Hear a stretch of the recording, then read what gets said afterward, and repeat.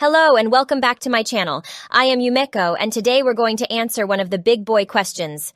Does rap music harm our black youth? Well, keep watching, I promise the answer will shock you.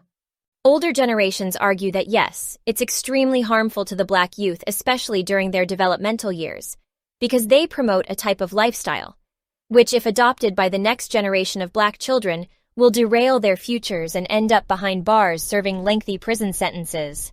Due to falling victim to a musician who doesn't care about if they paint a fake picture to their listeners, of crime being a good or a fast way out of poverty, or as a way to obtain recognition from their peers for being a strong individual in the streets.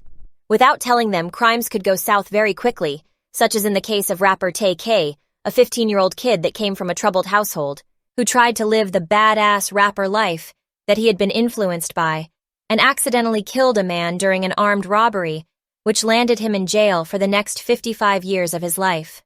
But in my personal opinion, I do not believe that rap music is harming our youth. I see rap like I see every other art form. A good rap musician is able to add further meaning to their music than what's on the surface. Therefore, yes, if the individual is not mentally mature enough or able to separate fiction from reality and comprehend that the artist is not necessarily trying to glorify the actions of which they speak of, but instead are using those actions to convey a greater message, whether it's love, trust, hate, or that they're simply trying to entertain.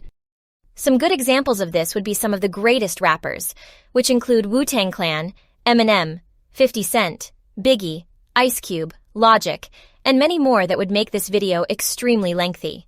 Even though some of these artists have songs or even complete albums that mention and contain both violence and profanity, that is not their main purpose. Take one of the most popular songs by Eminem's Stan, a song that on the surface appears to be about an obsessive violent fan of his, with anger issues. However, if you decide to analyze the particular words Eminem has chosen to use, you quickly realize that it is about people who create parasocial relationships with celebrities and strangers with who they have never interacted with, for long stretches of time caused by having mental health problems, leading them to see these people as their personal emotional comfort tool instead of seeking professional help. Another similar thing happens with musician 50 Cent. In his most popular album, Get Rich or Die Trying, it contains a song called Many Men, which talks about the day that he got shot on the street. To the average listener, it sounds like he's glorifying violence and the criminal life. But if we take a second and listen closely, he's not depicting the want for violence, but both a cause, consequences, and the distaste he has for it. However, he makes it very clear that he is not opposed to using it if his hand is forced. One of the lines that supports this conclusion of mine is, "'Cause he got shot like I got shot, but he ain't fucking breathing."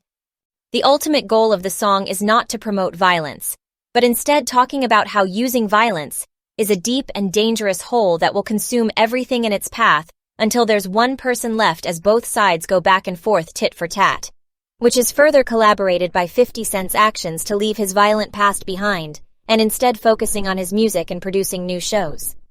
So what do you think? Who is correct? Let me know in the comment section below. Please, hit the like button and subscribe. Also, don't forget to come back every Tuesday and Friday for a new video. Have a great rest of your day.